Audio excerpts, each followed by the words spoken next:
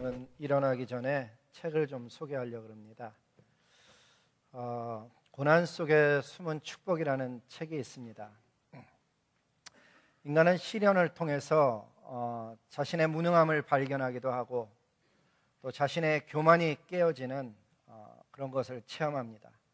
그렇기 때문에 시련은 하나님을 의지하라는 뜻이라고 이 책은 주장을 합니다. 혹시 삶 속에 고난이 주는 축복이 깨달아지기를 원하는 분에게 권하고, 또 다른 책은 하나님은 너를 포기하지 않으신다는 책입니다.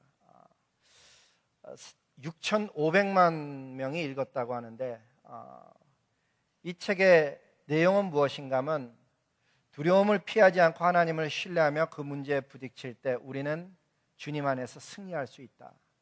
포기하지 않는 하나님, 우리의 삶을 붙들고 계시는 하나님을 만나보고자 하는 분들에게 권하는 책입니다. 마지막은 앤드루 머레이의 위대한 영성이라는 책입니다. 기도는 하나님을 찾는 것이고 말씀은 하나님을 드러내는 것이라는, 그러므로 인해서 우리의 삶 속에 내면 세계 속에 예수님의 형상을 형성하도록 만들어주는 데 도움을 주는 좋은 책입니다. 이 외에도 좋은 책들이 많이 있는데, 이제 오늘 아침에도 보니까는 77도였어요. 아침 날씨가 많이 선선해지고 있는데, 여름을 맞춰가면서 좋은 책들을 한두 권 정해서 가을을 맞이하는 좋은 성도님들 되시길 바랍니다. 우리 다 함께 일어나서 하나님의 말씀 읽도록 하겠습니다. 같이 읽습니다. 시작. 그러나 너희 듣는 자에게 내가 이르노니 너희 원수를 사랑하며 너희를 미워하는 자를 선대하며 너희를 저주하는 자를 위하여 축복하며 너희를 모욕하는 자를 위하여 기도하라. 나무는 각각 그 열매로 아나니 가시나무에서 무화과를 또는 찔레에서 포도를 따지 못하느니라. 아멘. 우리 옆에 분들과 인사합니다. 참 잘 오셨습니다. 주님의 이름으로 축복합니다. 여러분 정말 잘 오셨습니다. 주님의 이름으로 축복합니다. 설교를 준비할 때 말이에요, 듣는 사람들을 누구인가를 생각하게 되죠. 특히 요즘 같은 경우는 새로 오신 분들이 많아서 가능하면 교회 속에 일어나고 있는 일들을 좀 얘기하지 않았으면 좋겠다 했는데, 어느 부분에 딱 오니까 이야기해도 괜찮겠다 하는 마음이 생겼습니다. 왜냐하면 우리가 인생길을 걷다 보면 대하기 어려운 사람을 만날 때가 있죠. 또 인생길 속에서 이거 어떻게 해결해야 될지 모르겠다 하는 그런 곤욕스러운 상황을 만나기도 합니다. 지금 저희 교회가 그렇습니다. 이 모든 것의 시작이 저로부터 시작되었기 때문에 하나님 앞에 제가 제일 먼저 엎드려 기도하는데, 누군가는 이런 걸 구글에다 올려갖고 제가 전 세계 사람이 저에 대해서 읽고 있는 그런 상황이 되어졌습니다. 제가 안 한 거니까 지울 수도 없고, 그렇다고 저기다가 나는 아닙니다 그러기도 이상하고, 또 이름도 제 이름도 아니에요. 보니까는 이름도 영어로 쓰다 보니까 제 이름도 아닌데, 내용이 뭔가 하면 첫 문장을 보면 성도는 다 좋은데 담임 목사님이 적그리스도다 이렇게 주장을 합니다. 제가 가끔 독재한다는 얘기는 들었어도 이제 적그리스도 단계까지 나간 거는 이번이 처음입니다. 그러면서 이 글에 의하면 적그리스도에 의해서 말씀을 배운 사람들이, 적그리스도에 의해서 말씀 배운 사람들이 예수님을 진정으로 따르는 자들이 되었고, 그 적그리스도 목사의 가르침을 받고 그들은 교회를 섬기고 사랑으로 섬기는 사람들이 되었다는, 뭔가 앞뒤가 좀 잘 안 맞는, 여러분 적그리스도한테 배워서 서로 사랑하는 단체가 되어지고 예수님을 따르게 되었다는 게 좀 이상하잖아요. 근데 하여간 그런 거예요. 그러면서 거기 보면 The senior pastor is anti-Christ. Pastor Cho loves money and power. 그런 얘기부터 시작을 해갖고 맨 마지막에 So he is the anti-Christ. 근데 The truth about Pastor Cho will be revealed. 영화에서 보면 또 next 또 뭐가 있는 것처럼 will be revealed. He cannot hide in the darkness anymore. 그러니까 제가 어디에 어두운 가운데 숨어 있다고 생각하는 모양이에요. 이렇게 올렸는데, 제가 이 글을 보면서 느낀 건 뭔가 하면, 사단이 지금 저를 어느 쪽으로 밀고 있는지를 알게 되었습니다. 만약에 사단이 저와 교회를 파괴하게 되면 분명히 저의 삶을 돈과 권력을 사랑하고 사람들을 어뷰즈하고 그리고 교회를 파괴하는데 분열하게 되는데 쓰임받는 역할을 하게 될 것이라고 제가 경고를 받은 것이죠. 왜냐하면 이 글이 말이에요, 그 사람은 그냥 썼을지 몰라도 성경에 의하면 하나님께서 허락지 아니하시면 그 어떤 일도 일어날 수 없다는 사실이에요. 따라서 이 글을 읽게 하시는 그 하나님의 어떤 의도가 저의 삶 속에 그리고 교회 속에 있다고 믿기 때문에 감사할 뿐이죠. 그 바로 전주에는 말이죠, 누군가가 교회 웹페이지를 지워갖고 작동이 안 되게 만들었습니다. 웹페이지 만드니라고 여러분 알다시피 굉장히 수고를 했거든요. 경비도 많이 들었어요. 몇천 불 들은 건데 그거를 지웠어요. 그래갖고 교회 속에 어떤 형태로든지 타격을 주고 있는 거죠. 알다시피 웹페이지는 우리 교회로 성도님들을 인도하는 가장 효과적인 전도 중에 하나였습니다. 예수님의 지상명령을 따라서 복음을 전하고 잃어버린 사람을 찾아오는 사역을 누군가는 의도적으로 방해하고 있는 것을 보게 되죠. 성경은 때를 얻든지 못 얻든지 복음을 전하라고 주님께서 말씀하셔서 우리는 그러한 일을 행하고 있는데 그러한 하나님의 뜻을 정면으로 도전하며 성령의 역사, 사람들의 변화의 역사, 회개의 역사를 방해하고 있는, 회방하고 있는 그 누군가가 있는 것이죠. 그런데 이런 일을 겪을 때 더 중요한 것은 저와 우리 공동체가 어떤 반응을 보여야 되는가 하는, 도대체 어떤 태도로 이런 일들을 대해야 됩니까 하나님? 그런 질문이 마음속에 생겼다는 것이죠. 그리고 그런 고민을 가지고 성경을 읽고 있을 때 오늘의 본문이 주어졌습니다. 그래서 1번을 이렇게 썼어요. 너희를 미워하고 너희를 저주하고 너희를 모욕하는 자에게 이렇게 하라. 그 이렇게 하라는 내용이 중요한 거죠. 오늘 읽은 말씀이에요. 저와 여러분에게 오늘 겪고 있는 모든 일들 속에서 사랑하며 선대하며 축복하며 기도해 주어라. 주님이 그렇게 우리에게 말씀하시는 거죠. 근데 제가 지난 한 주간을 지나면서도 보니까는 당장 교회에 어려움 준 그 사람에 대해서 저의 마음속에 부정적인 말을 밖으로 표현하는 것을 경험했습니다. 근데 여러분, 그게 어디 저 한 사람만의 이야기겠습니까? 저는 그게 저 한 사람만의 어려움이라고 생각지 않는 것이 시편 109편을 읽으면서 보니까 다윗이 고백을 하는데 그 위대한 신앙인 다윗도 말이에요, 비슷한 감정을 겪고 있더라고요. 이런 기도를 하나님께 드렸어요. 대저 저희가 악한 입과 괴상한 입을 열어 나를 치며 거짓된 여로 내게 말하며 또 미워하는 말로 나를 두르고 무고히 나를 공격하였나이다. 하나님께 이르는 거죠. 뭐라 그러는가 하면 나는 사랑하나 저희는 도리어 나를 대적하니 나는 기도할 뿐이라. 저희가 악으로 나의 선을 갚으며 미워함으로 나의 사랑을 갚았사오니 악인으로 저를 제어하게 하시며 대적으로 그 오른편에 서게 하소서. 저가 판단을 받을 때 죄를 지고 나오게 하시며 그 기도가 죄로 변하게 하시며 그 연수를 단축케 하시며 그 직분을 타인이 취하게 하소서. 지금 다윗이 말하는 게 뭡니까?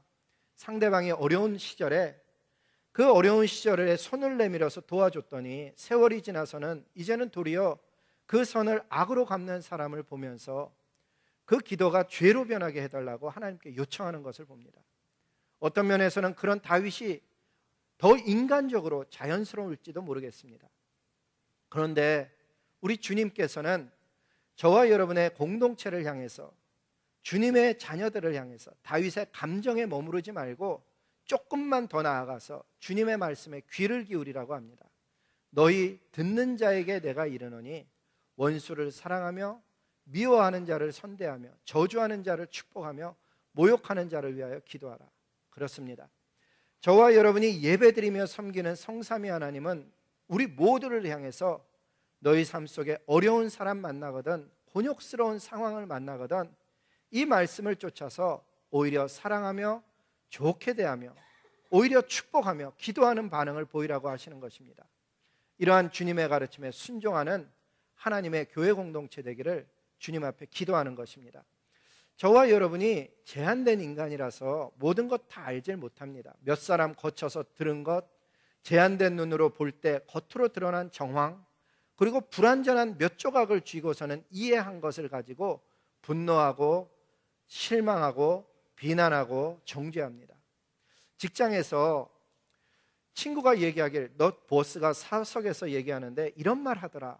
동료가 전해준 그 말 한마디에 온몸에 힘이 빠지고 회사를 위해 열심히 일하던 것 집어치고 싶은 그런 일들을 얼마든지 우리가 경험할 수 있습니다. 사실은 그 사람의 보스가 전혀 그런 말로 의미로 말한 것 아닌데 중간에서 전달하는 사람이 자기의 이해, 감정을 약간 섞어서 전달하므로 그 사람의 보스가 전혀 의도하지 않은 내용이 전달됐을 뿐입니다. 그러니 우리가 들려진 것, 보여진 것, 이해된 것을 바탕으로 분노하고 좌절하고 때로는 너무 좋아하고 뭔가를 취득한 것 같은 삶을 살아가는 것 자체가 어리석음이라는 것입니다. 우리가 잘 아는 그 게임, 말 전달하기 게임이 있죠. 사진에 보면 이런 게임입니다. 줄을 쫙 서갖고 말이에요, 이제 시작한 말을 옆으로 전달하는 거예요. 이 게임이 재미있는 이유가 뭔가 하면 그 자리에서 불과 몇 사람만 거쳐도 말의 내용이 변형된다는데 이 게임의 묘미가 있는 것입니다. 사단은 이 게임을 가정 안에서, 직장 안에서, 교회 안에서 아주 즐기며 행할 때가 있습니다. 소위 그랬다고 하더라 하는 그 게임을 하는 것입니다. 시누이가 시어머님의 말을 전달하는 과정에서 아주 조금, 아주 미묘한 부분을 조금 섞어서 전달했는데 금실초턴 부부간에 진짜 금이 가는 그런 일이 얼마든지 일어날 수 있습니다. 나의 실적을 질투하는 동료가 직장에서 아주 약간, 뭐 그렇게 중요한 부분도 아닌 것 같은 부분을 약간 바꾸어서 전달한 것 때문에 직장을 그만두는 일이 일어날 수도 있다는 것입니다. 우리가 그와 같이 말이 전달된다는 것, 얼마나 그게 왜곡을 가져오는지 모릅니다. 보고 있는 눈, 그것도 믿을 만한 게 아닙니다. 어떤 관점에서 글을 읽느냐, 또는 그때 읽고 있을 때 느낌이 어땠느냐, 여기에 따라서 같은 글이 다르게 전달되는 것을 볼 수가 있습니다. 우리 시각이 그렇게 정확하지가 않습니다. 예를 들면은 이 중간에 있는 동그라미는 말이에요, 사이즈가 똑같은 건데 보기에 사이즈가 달라 보이는 거예요. 우리 눈이 이렇게 부정확해요. 보면은 조그만 것 가운데 둘러져 있는 건 커 보이고 말이에요, 큰 것 가운데 있는 건 작아 보이는데 사실은 이 중간에 있는 동그라미의 사이즈는 똑같은 크기입니다. 우리 눈이 그렇게 보일 뿐이죠. 뿐만 아니에요, 어떤 일이 겹쳐졌을 때 이 빨간색 선은요 직선인데 가운데 있는 저 까만 것을 보고 있으면 휜 것처럼 보이는 거예요. 우리 눈이 이렇게 부정확하죠. 이해는 그러면 다르냐? 아니에요. 이해도 비슷해요. 어디서부터 이해하기 시작했냐? 코끼리 다리를 한번 보세요. 몸통에서부터 다리를 보면은요, 다리 숫자가 내가 생각한 게 맞는 것 같은데 땅에 그려져 있는 다리 숫자만 보잖아요. 그러면 다리가 달라 보이는 거예요. 우리가 이렇게 불완전한 존재죠. 과장, 왜곡, 전달받는 이야기, 잘못된 시각, 불완전한 조각, 그 이해를 가지고 반응하다 보면은 우리 스스로가 엉뚱한 반응을 보일 수가 있죠. 따라서 성경은 뭐라 그러는가 하면 너희들이 겪고 있는 모든 일은 하나님께 맡기고 너희는 계속해서 하나님을 섬기고 사랑하고 예배하는 길에 집중하라고 가르쳐 주는 거예요. 그 얘기가 어디 그런 얘기가 있어요. 로마서 12장에 보면 17절서부터 이런 이야기를 합니다. 아무도 악을 악으로 갚지 말아라. 그러니까 내가 저 사람이 나에게 악을 했다고 하지만 그게 악이 아닐 수도 있죠. 하나님이 시키는 것일 수도 있죠. 마치 예레미야가 바벨론에 느부갓네살이 쳐들어오는 게 이게 하나님의 뜻이다 얘기했을 때 유다 사람들이 얼마나 디서포인해요. 악을 악으로 갚지 말아라. 모든 사람 앞에서 선한 일을 도모할 수 있거든 너희는 모든 사람으로 더불어 화평해라. 내 사랑하는 자들아, 너희가 친히 원수 갚지 말아라. 그러다 보면 원수 아닌 일을 원수 갚다 보면 실수할 수도 있으니 그 모든 것을 진노하심은 하나님께 맡겨라. 기록되었을 때 원수 갚는 것이 주께 있으니 주께서 갚으시리라고 말씀하시느니라. 오히려 너희 원수가 줄이거든 너희는 먹이는 사람 되어라. 원수가 힘들어하고 목말라 하거든 마시우는 사람이 되어라. 선으로 악을 이기는 사람이 되라고 주님이 말씀해 주는 거예요. 그러니까 이 말씀에 의하면 우리가 주님의 주권을 의지해서 신뢰함으로 인해서 이 모든 일의 판단을 주님께 내어드리는 거예요. 하나님 잘 모르겠어요. 어느 게 옳은지를 잘 판단이 안 가요. 근데 주님께서 처리해 주시길 원합니다. 그러면 그 모든 일의 앞뒤와 동기와 내용까지 하시는 하나님께서 그 일을 자녀들을 위해서 드러내시겠다는 거예요. 우리가 누가복음 6장을 계속 읽어 나가다 보면 첫 번째는 주님이 우리에게 말씀하는 게 상황 속에서 사랑하고 선대하고 축복하고 기도하라 그런다 그러면 두 번째는 그거보다 좀 더 근본적인 걸 이야기하셔요.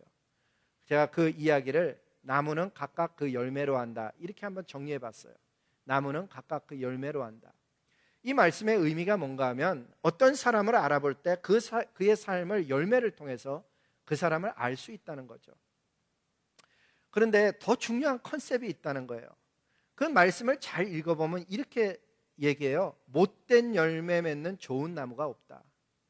그리고 좋은 열매 맺는 못된 나무도 없다. 다시 얘기하면 그 6장 43절 말씀은요, 열매가 나무에 따라서 맺히는 거지 열매 스스로 나쁜 나무에서 좋은 열매가 안 맺힌다는 거예요. 이 말씀을 가만 읽다 보면은 더 중요한 것은 다른 사람이 뭐라 그러는 평가가 중요한 게 아니고 내가 하나님 앞에 어떤 나무인가가 훨씬 더 중요하다는 걸 알 수가 있죠. 그러면서 계속 말씀을 읽어 내려가 보면 이런 말씀을 해요. 나무는 각각 그 열매로 아나니 가시나무에서 무화과 열매를 얻을 수 없고 찔레에서 포도를 딸 수가 없는 것이다. 다시 얘기하면 나무는 나무에 자기의 것을 맺는 것이기 때문에 열매 자체가 그 나무의 본성이라는 거예요. 저와 여러분은 나쁜 나무였어요. 저와 여러분이 나쁜 나무였는데 웬 은혜인지 그리스도라는 그분에게 접붙임 바 된 거예요. 복음의 능력이 무엇인가 하면요, 그 그리스도께 접붙임 바가 되면 이 나쁜 나무에서 아름다운 열매를 맺게 된다는 사실이에요. 우리가 하나님의 자녀가 됨으로써 저와 여러분이 겪는 일이 이제는 그냥 겪는 일이 아니라는 거예요. 어려움을 예전에는 내가 잘하고 못하고에 따라서 겪었었는데 하나님의 자녀가 된 다음부터는 하나님의 뜻이 계셔서 그 어려움을 겪게 된다는 사실이에요. 하나님께서는 그 어려움 가운데서도 그 어려움을 통하여서 자녀들을 자라나게 하시고 그 어려움을 속에 개입하시면서 하나님을 경험하게 하시고 그 어려움을 통해서 오히려 교만한 사람이 겸손한 사람 되고 모난 사람이 하나님의 손길로 다듬어지는, 다시 얘기하면 고난을 통해서 하나님을 만나게 되는 일들이라고 이야기하고 있다는 사실이에요. 그 사실이 욥의 고백에서 나오죠. 욥이 이런 얘기를 하는 거예요. 42장 5절에 보니까 내가 주께 대해서 귀로 듣기만 하였었더니, 옛날에는 주님은 이런 분이시다, 주님은 저런 분이시다, 그렇게만 경험했었는데 자기가 그 고난 속을 뚫어하면서 발견한 것이 뭔가 하면 하나님은 살아계신 하나님일 뿐만 아니라 위대하시고 이 모든 것을 다스리시고 주관하시는 하나님이시구나, 그거를 눈으로 직접 보았다는 거예요.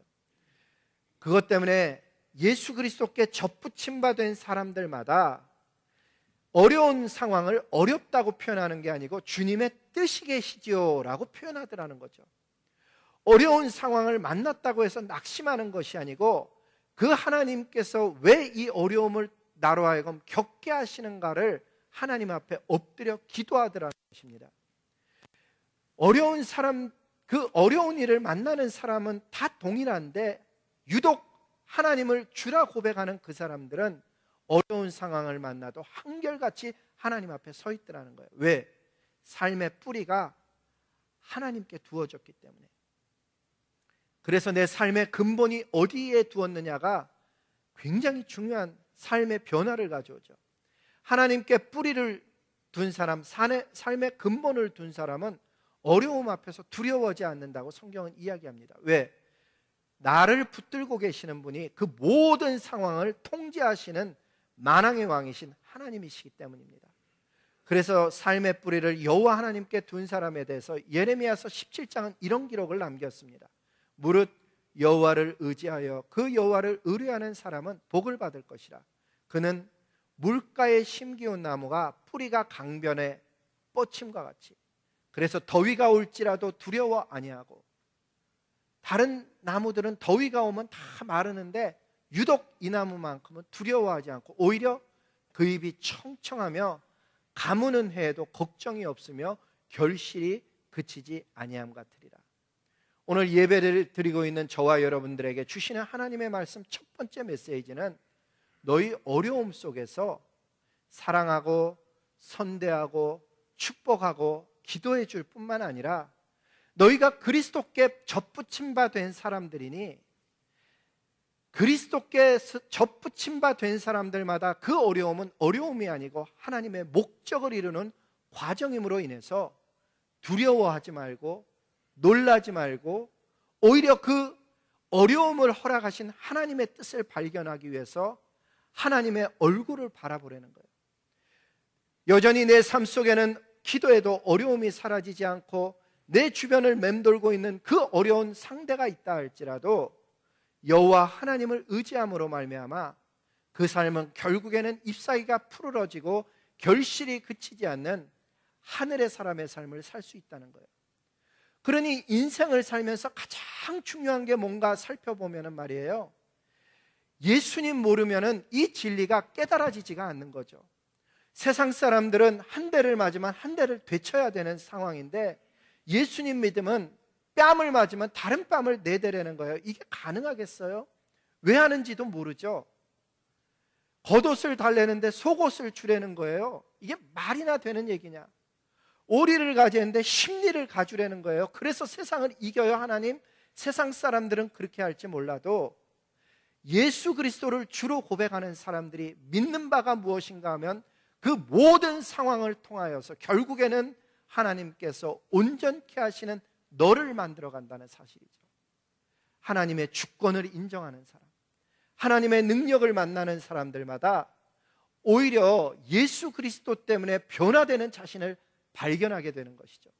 그 누가복음을 계속 읽어보면 이런 말씀을 하셔요. 선한 사람은 마음에 쌓은 선에서 선을 낸다. 악한 자는 쌓은 악 때문에 악을 내게 되어져 있다. 결국은 마음에 가득한 것을 입으로 말하는 것이다 라고 가르쳐 주죠. 저와 여러분이 이 미국 땅에 와서 살아가는 동안에 어려움을 만났을 때 그 어려움 가운데서 선을 내는 사람, 선한 열매를 맺는 사람, 그 어려움 가운데서도 오히려 하나님께 소망을 두는 사람, 그 어려움이 그 사람을 쓰러지게 하는 것이 아니고 그 어떤 하나님의 교회를 힘들게 하는 것이 아니고 그 어려움 때문에 오히려 다듬어져 가며 정금과 같이 되어지는 하늘의 공동체, 하나님이 그거를 기대하고 있다는 사실이죠. 따라서 이러한 일들 가운데 비판하지 아니하고 정죄하지 아니하고 용서하는 하나님의 자녀 되게 해달라고 하나님 앞에 기도하게 되는 거죠. 왜? 그 마음이 우리 안에 좀처럼 없어지는 거예요. 웹사이트 다운되고 나니까요, 사람들이 전화로 오기는 하지만은 그 전처럼 그렇게 접속하지 않음으로 인해서 겪는 어려움들이 되게 많아요. 우리끼리도 그 안에서 했었거든요. 트럭을 예약할 때 거기다 올렸었는데 안 되니까 전화로 다 하는 거예요. 힘들게 하고 모욕하고 어렵게 하는 사람을 향해서 이렇게 할 수 있을까? 근데 그게 우리의 힘으로 안 되니까 이렇게 하는 거예요. 예수님의 이름으로 사랑하며. 사랑이 우리 안에 없거든요. 예수님의 사랑으로 사랑할 수 있게 도와주세요. 상대방을 선대해야 되는데 우리의 마음으로 잘 안 되니까 하나님의 능력으로 할 수 있게 도와주세요. 예수님의 마음으로 축복하게 해주세요. 주님의 이름으로 기도하는 일에 주님, 저 사람들의 삶 속에, 우리의 삶 속에 부족함이 하나님 앞에 드러날 때 주님, 저희를 불쌍히 여겨주세요. 하나님께 나아가 기도하면은 그 모든 일들 속에서 역사하시는 하나님으로 인해서 오히려 소원을 발견하게 되고 소망을 볼 수 있게 된다는 사실입니다. 저와 여러분이 이렇게 주님 앞에 나아갈 때 특히 어려울 때 말이에요, 직분, 하나님께서 주신 직분, 하나님께서 주신 자리를 잘 지키고 있는 것이 얼마나 중요한지 모릅니다. 예레미야서 17장 16절에 보니까 이런 말씀이 있어요. 내가 목자의 직분을 떠나지 아니하였으며 내가 재앙의 날을 원치 않았던 것을 주님께서 아십니다. 내가 한 말도 다 주님이 아십니다. 여러분, 우리가 알고 있다시피 이 예레미야라는 분이 말이에요, 받은 사명이 뭔가 하면 하나님의 백성이었던 유다가 우상을 섬김으로 말미암아서 하나님께서 유다를 70년이라는 기간 동안 바벨론의 종노릇하게 한다는 거예요. 그러니까 너희는 바벨론의 느부갓네살 왕에게 항복해야 된다. 이것이 하나님의 뜻이다. 이걸 전한 거거든요. 바벨론이 쳐들어오는데 목숨 걸고 나라를 지키자, 이 메시지가 아니고 항복하는 게 하나님의 뜻이다. 이렇게 전하니까 유다 사람이 누가 좋아하겠어요? 그래서 예레미야 선지자님은요, 유다 백성들과 지도자들로부터 온갖 모욕과 고난을 당합니다. 그런데 그 고난 속에서 예레미야 선지자님이 고백한 게 이거라는 거예요. 내가 하나님이 주신 사명, 하나님이 주신 목자의 직분을 내가 떠나지 아니하고, 상황이 어렵다고 마음이 힘들다고 해서 내버리지 아니하고 내가 하나님 앞에 이걸 붙들고 있습니다. 왜? 하나님이시니까. 그 사명을 주신 분도 하나님이시고 거두시는 분도 주님이시니까 제가 붙들고 있습니다. 그 고백하는 거거든요. 가정에서 아빠가 목자예요. 구역에서는 구역장님이 목자죠. 주일학교 어린이들에겐 교사가 목자이고, 직장에서는 선임자가 목자의 역할을 해야 되는데, 여러분, 가정에 풍파가 불 때가 있죠. 경제적인 어려움이 있을 때가 있는데 아빠가 기도하고 있다면 그 가정은 소망 있는 가족이에요.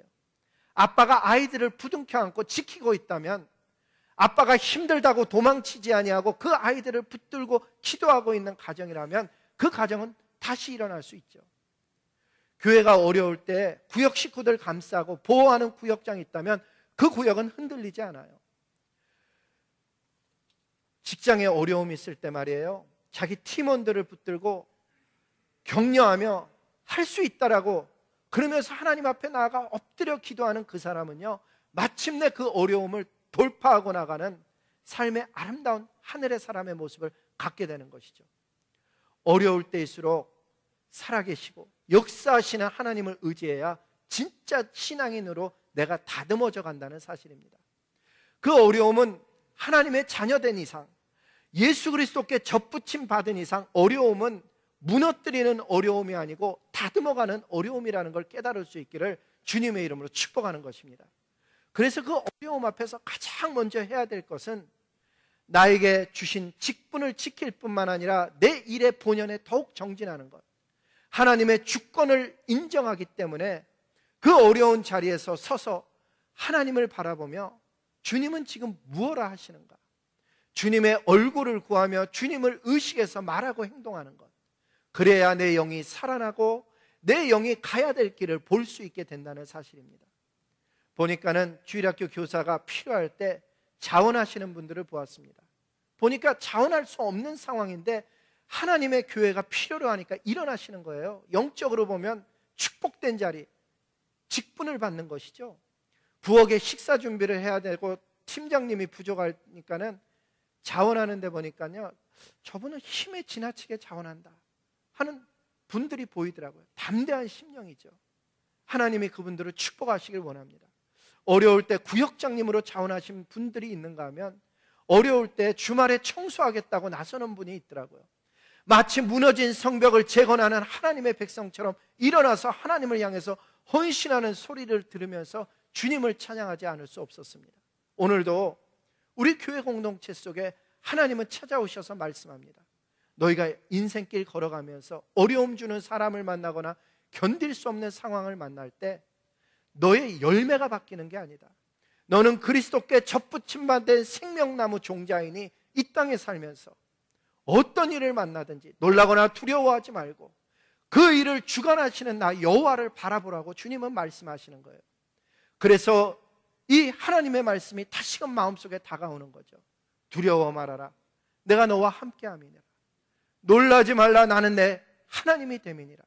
내가 너를 굳세게 하리라. 참으로 너를 도와주리라. 참으로 나의 의로운 오른손으로 너를 붙들리라. 이 말씀은 오늘 고난을 당하고 있을 뿐만 아니라 이 미국에 와서 잠시 거하는 사람들, 그리고 인생 속에서 갈 바를 알지 못하는 모든 하늘의 백성들에게 메시지가 되어져서 이 말씀 때문에 힘을 얻고 일어나서 다시금 주님을 찬양하는 것이죠. 맞습니다, 주님. 주님밖에 없습니다. 이 땅에 오직 주님밖에 없습니다. 그 무엇으로도 채울 수 없는 심령 속에 주님의 평안이 내 마음 속에 있으니 그 누구도 빼앗을 수 없습니다. 찬양하며 이 한 주간을 시작하는 것입니다. 우리 모두 다 일어나서 고백의 찬양으로 이 찬양 드릴 수 있기를 주님의 이름으로 축복합니다.